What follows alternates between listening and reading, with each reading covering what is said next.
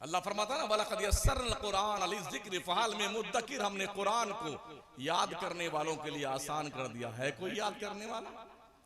तुम जिस मदरसे को ज़कात फित्रे की रकम देते हो, और जो बच्चा हजरत कहीं नहीं चलता, मंद बुद्धि का, जो बड़ा खूबसूरत होगा ना, तो दोनों गुड्डू के अम्मा गुड्डू के पापा इंशाअल्लाह इसे डॉक्टर बनाएंगे।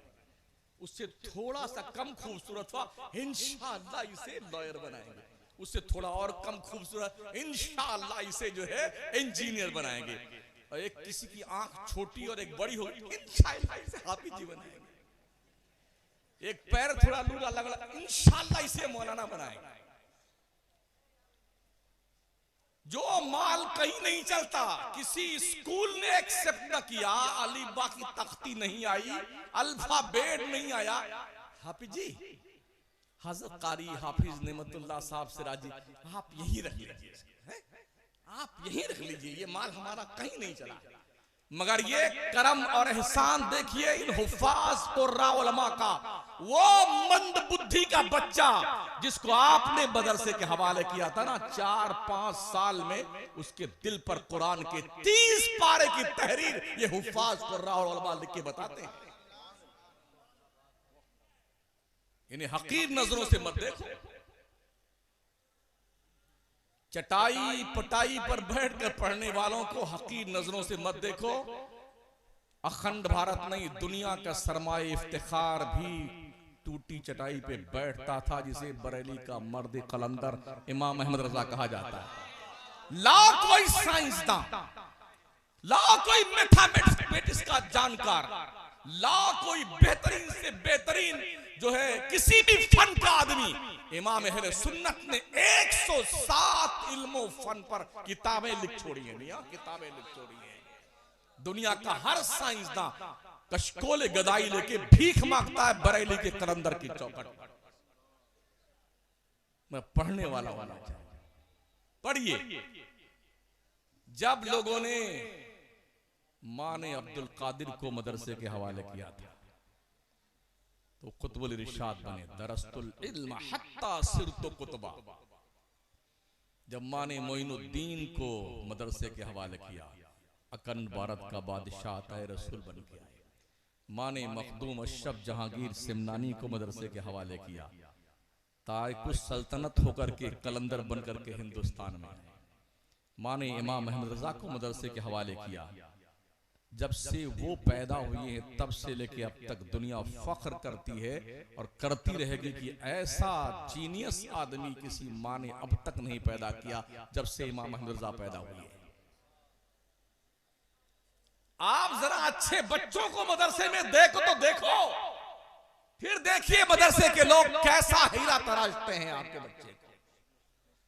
एक हाफिज़े मिल्लत थे, एक हाफिज़े मिल्लत, तन्हा, कहां के रहने वाले मुरादाबाद के, और कहां आए मुबारकपुर में। इल्म फजल का वो गौहरे आबदार खड़ा कर दिया है ना, जिसकी रोशनी से दुनिया की आंखें चकाचौंध होती है। कभी देखा? ढंग के बच्चे दीजिए मदरसों को, लोग ज़कात भी नहीं निकालते। अगर ढंग की ज़कात भी निकाल देना अपने माल की तो भी मदरसे खुशहाल हो जाए। बेटे दबा के रखते हैं गरीबों का, हकदारों का माल। अल्लाह फरमाता है फी अमवालिहिम हक्कुम मालूमुल लिस्साइल वल महरूम। ओ दौलतमंदो, सठियाए हुए सेठो, ओ तोंद बढ़ाने वालों सेठो, सुनो सुनो, तुम्हारी कमाई में अल्लाह ने साइलों का भी हक रखा है और महरूमों का भी हक रखा है। शराफत से दे दो, वरना इतना कूटे जाओगे ना तुम्हारी नानी याद आ जाएंगे मरने के बाद। कभी तुम्हें शौक चल रहा है ना दौलत का भूत सवार हो, तो अपने गांव के कब्रिस्तान का एक बार चक्कर लगा लिया करो। तुमसे बड़े बड़े टंडेल पटेल सड़ गए जिनकी हड्डियां जमीन खा गई भी। उन बोसीदा कब्रों से आवाज आ कि जालिम के चक्कर में तू है।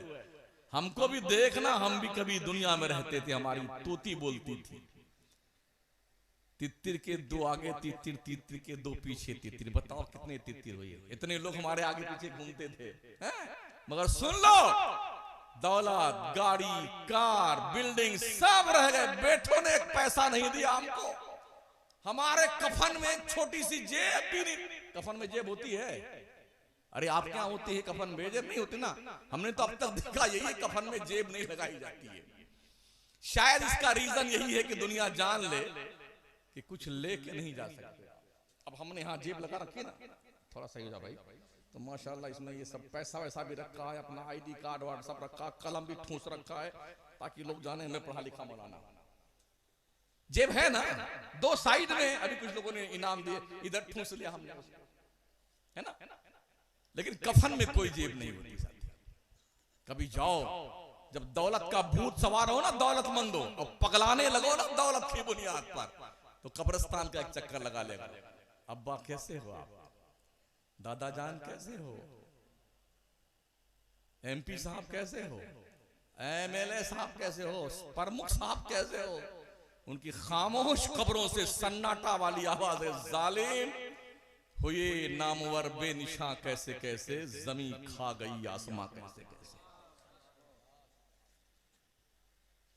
मेरे नबी फरमाते हैं, बंदे ने जो खाया वो वेस्टेज माल बन गया, जो पहना वो पुराना हो गया, जो अल्लाह की राह में दिया तेरे काम वही आने वाला। सुन, काम वही आएगा जो तुमने खुदा की राह में दिया।